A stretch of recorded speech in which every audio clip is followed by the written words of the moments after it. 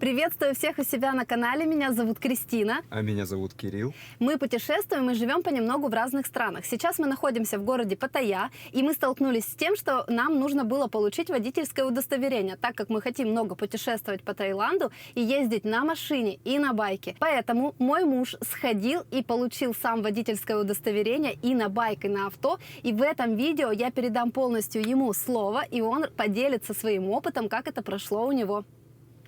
Итак, начнем с того, для чего вообще вам могут понадобиться тайские водительские права. Ну, самое первое — это страховка. Если у вас есть самая дорогая, самая лучшая страховка, а у вас нет водительских прав, то, попав в аварию, вы не сможете воспользоваться своей страховкой, потому что у вас не было документов. А медицинская помощь в Таиланде очень дорогая, поэтому обратите на это внимание. Второе, в те моменты, когда вас будут останавливать полицейские, а если вы не похожи на тайца, то делать они будут это очень часто, вам не нужно будет оставлять им штраф, потому что у вас будут все документы с собой. Ну и не совсем очевидный плюс, но когда у вас есть тайское водительское удостоверение, во многих музеях, во многих там каких-то достопримечательностях вы можете получать скидку как местный, потому что у вас есть местное тайское водительское удостоверение.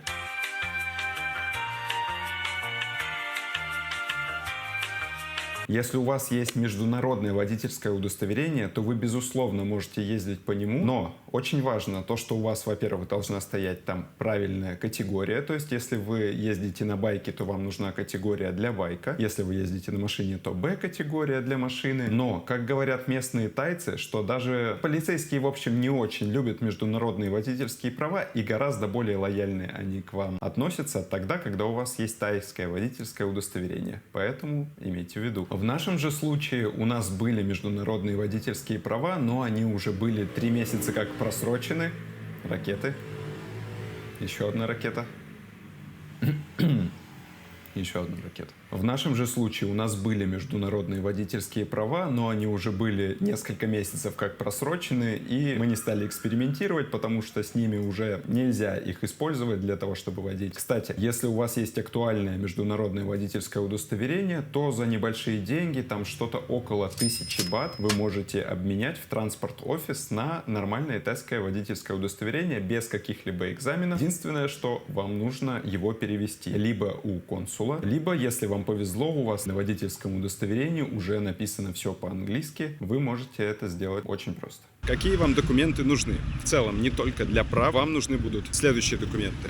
Резидент-сертификат нужен также и для открытия банковского счета, ну и, скорее всего, для много еще чего. Но мне конкретно он будет понадобиться для того, чтобы получить драйвер лайсенс, водительские права и также открыть себе банковский счет. Сегодня, в первый день, мы, собственно, и займемся получением вот этого резидент-сертификата. Для того, чтобы получить резидент-сертификат, что это нужно? В первую очередь, вам нужен сертификат ТМ-30.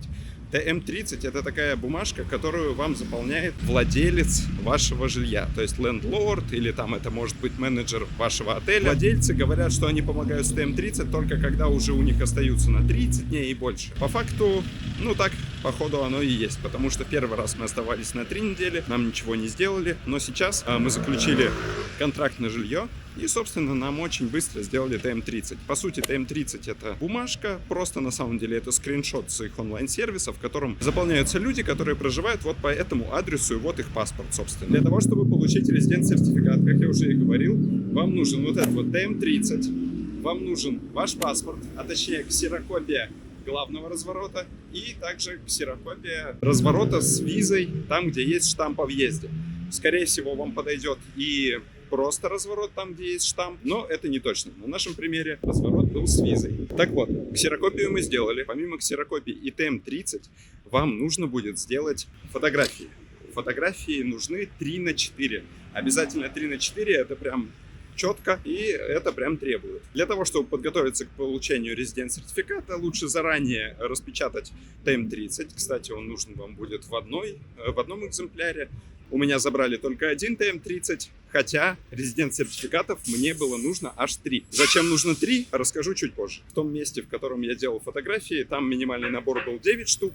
Ну, мне на 3 резидент-сертификата пригодилось только 3 штуки, точнее 4. Зачем нужно много резидент-сертификатов? Очень важно. На каждый комплект документов, который вы хотите сделать, вам нужен один оригинал резидент-сертификатов. Я делаю права на байк, я делаю права на машину, и также я буду получать банковскую карту. Мне нужен будет также оригинал резидент-сертификата. Поэтому я делаю 1, 2, 3 штуки резидент-сертификата. Документы мы уже все собрали, мы уже сфотографировались, и теперь мы идем в Immigration Office. В моем случае это Jomtien Immigration Office. На самом деле гуглятся они совершенно просто.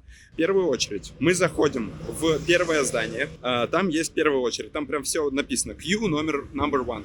И, собственно, мы в нее заходим, говорим, что нам нужен immigration сертификат. Она спрашивает, есть ли у нас все документы. Мы говорим, да, все есть. Она нам дает анкету. Анкета совершенно простая. Вам нужно будет ввести ваше имя, фамилию, отчество. Ладно, без отчества. Имя, фамилия. Вам нужно будет ввести свой адрес, по которому вы проживаете, и также ваш номер паспорта. Там еще будет пункт ТМ6 нужно ввести, но тайцам обычно на все пофиг. Я спросил, что это такое. Они сказали, у вас его нет, можете не заполнять. С анкетой мы подходим в окошко чуть левее, чем первая. Она у меня проверила все документы, дала такой чек. С этим чеком я подошел в первое окошко, мне обменяли этот чек на другой. Теперь меня отправили уже в основное здание. В основном здании мне нужно было зайти в 9-е окно. Я пришел, отдал все документы, и на 3 резидент-сертификата она затребовала у меня 4 фотографии. Я думаю, одна из этих фотографий пойдет к ним в базу, а 3 как раз таки уже мне. Запросила у меня ксерокопию паспорта, ксерокопию разворота с визой и ТМ-30. Все по одному экземпляру, кроме вот фотографий. Последнее, что мне нужно было сделать, это заплатить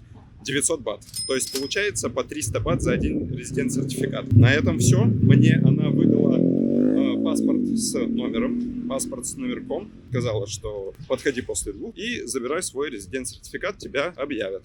Дорогие зрители моего канала, я снимаю не только на YouTube, также я веду свои социальные сети в Instagram и в Telegram. Поэтому, если вдруг вы скучаете по мне, обязательно подписывайтесь на них. Ссылочки я прикреплю в описании. Там я снимаю больше интересных сториз и рассказываю о своих путешествиях и делюсь опытом жизни в разных странах. Не забудьте подписаться. Ну и все. На самом деле, все, что нужно было сделать дальше, это просто с нашим номером подойти к окошечку, просто даем номер и сразу же получаем резидент-сертификаты. Скорее всего, если бы я не попал на обед, это все заняло бы, наверное, 2 часа. Дальше расскажу, как далее получать наши права, потому что резидент-сертификат — это только лишь одна маленькая часть от этого всего.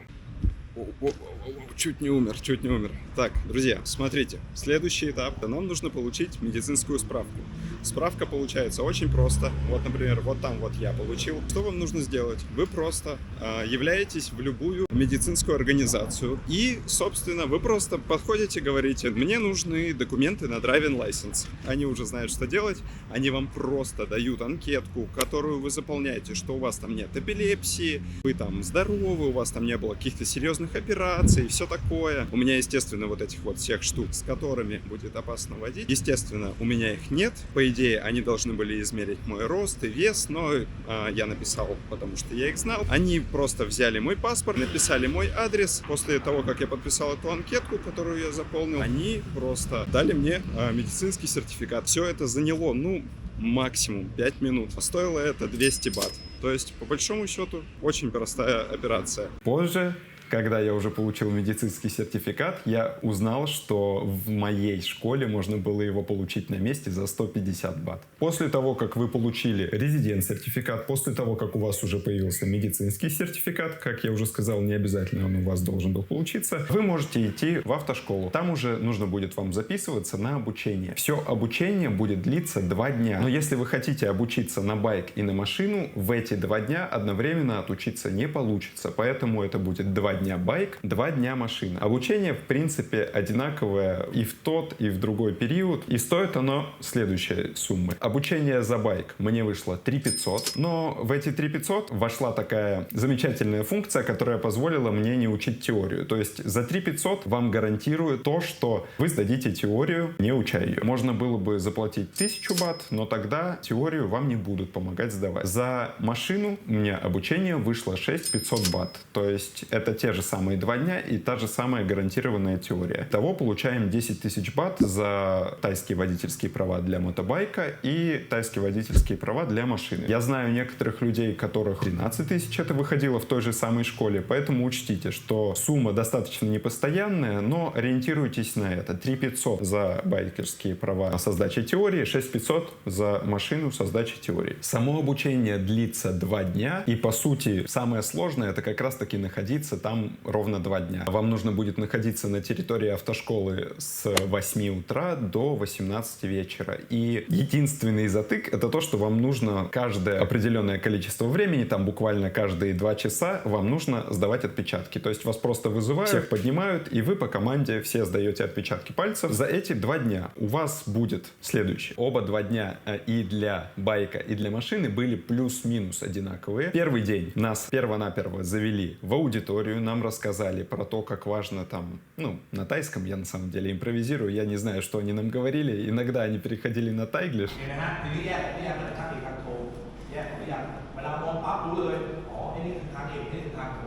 Это было довольно-таки смешно. Нам рассказали про некоторые правила, но самое главное, нам рассказали про то, что нам нужно сейчас пройти тест на реакцию. Для байка это был тест на реакцию. Вы становитесь, перед вами загораются различные цвета на светофоре. Вы должны просто по-английски называть цвет. Там red, green, yellow. Они там в рандомном порядке загораются. И, собственно, достаточно простой тест. Все прошли. Следующий тест для байка был это газ-тормоз. То есть вы сначала нажимаете на педаль газа, ждете, там на небольшом мониторчике загораются зелененькие лампочки, и до того, как они дошли до красного, вы должны нажать на тормоз. Тайские инструкторы не дадут вам не сдать эти 2 теста, да и вообще все тесты. После того, как вы сдаете тест на реакцию, у них в специальном бланке они отмечают, то, что вы ответили на все вопросы, реакцию прошли, все хорошо. После того, как мы прошли эти сложнейшие тесты, нас повели на практику. То есть для байка это у нас все сели на байке, нам выдали обмундирование, шлем, шляпу такую, точнее шапочку, как знаете, душевую. Мы прокатились там 3 круга, после чего начали проходить практику. Практика заключалась в следующем. Нам нужно было сдать змейку, то есть просто объехать столбики, и самое сложное, на самом деле реально сложное, это проехать по узкой балке, там метров 10 вперед. Зачем-то инструкторы считали до 10 секунд, но, по-моему, самое главное было проехать. Многие падали, я тоже падал,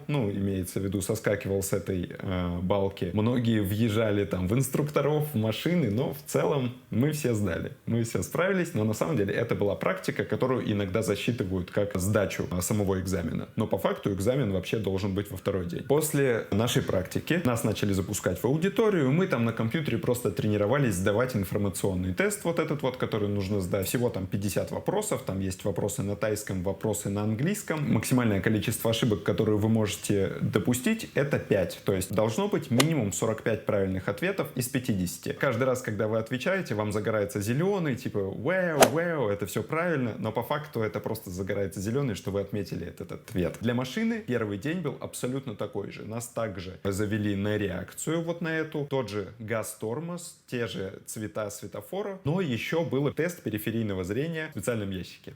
Опять же, все прошли очень просто. После этого нас выпустили на практику, там практика уже была немного другая. На машине нужно было остановиться в расстоянии 25 сантиметров от бордюра на стоп-линии. Потом параллельная парковка. Они на тайском, английском объяснили, какие лайфхаки есть параллельные парковки. В принципе, если слушать, там, несложно это. Следующее задание нужно было проехать по прямой и потом включить заднюю скорость и ровно по такой же траектории выехать. Если руль не крутить, вообще достаточно просто. Все, практика кончилась. Мы так проехали буквально 2 круга. Также начали тренироваться с тестовым. На самом деле это вообще не обязательно, просто можно было себя так занять, потому что сидеть с 8 до 18 довольно-таки тяжело. На обед нас отпускали буквально на час. Все, по сути, первый день вы проводите просто в аудитории, иногда отмечая пальцы. Иногда они еще там вызывают, там проверяют документы, они хорошо, что помогают подготовить документы, это все очень полезно. 6 часов, все, вы уезжаете, вы последний раз сканируете пальцы и уезжаете из школы. На 2-й день ситуация практически такая же. Вы заходите в аудиторию, вам на тайском начинают рассказывать про знаки, про аварии, там показывать видео различные, и вы просто сидите, слушаете и раз в 2 часа сдаете отпечатки пальцев. После всего начинается имитация экзамена. Когда вы садитесь в машину, там люди прям снимают, ну то есть там фотографируют эти инструкторы, как происходит все. Вы проехались, ну по большому счету просто повторили первый день и все. Что на байке, что на машине, все было достаточно, ну, одинаково с первым днем. Возможно, они даже в первый день просто всем проставили. После того, как мы во второй день сдали нашу практическую часть, мы идем на экзамен. В первую очередь вас всех, кто подороже, всех, кто за 3 500, всех, кто не тайцы, и за 6 500, отвели в специальную аудиторию, проинструктировали, сказали, вы только залогиньтесь и все, больше ничего не делайте, кладите руку на мышку, не двигайтесь. Все поняли. Мы заходим в аудиторию, логинимся, как они и сказали, на нас смотрит камера там сверху, мы с умным видом кладем руку на мышку, и магическим образом мышка начинает двигаться, и буквально за 2 минуты, не переключая язык с тайского на английский, мы сдаем теорию, после чего мы довольны выходим, говорим, что все сдали, нам говорят, мы молодцы. Второй же день нас уже отпускают в 4 часа, то есть уже не до 6. В конце второго дня вам дают все документы, которые вам нужны. Они еще в первый день возят вас на запись в ГАИ, грубо говоря. Когда вы получите сертификат из вашей автошколы, вам нужно будет явиться в ГАИ. Так вот, вы его получили, все документы уже скреплены, и все, вы являетесь в ГАИ к назначенной дате в назначенное время. Приходите туда, отстаиваете небольшую очередь, платите пошлину. За водительские права на мотобайк это стоило 105 бат, то есть корочка на байкерские права стоит 105 бат, на машинные корочку почему-то она стоит 205 бат. Это практически одна и та же карточка. Вы просто платите эту пошлину, потом спускаетесь по очереди, вас фотографируют на улице, просто вот так на фотик, и через какое-то время вы должны слышать внимательно вашу фамилию называют, вам выдают ваши водительские права. Все, ваше путешествие подошло к концу. Довольно-таки интересно, довольно-таки забавно. Интересно то, что добраться до этой автошколы без своего байка практически нереально, потому что таксисты туда редко ездят. Нормальная практика, когда человек без водительских прав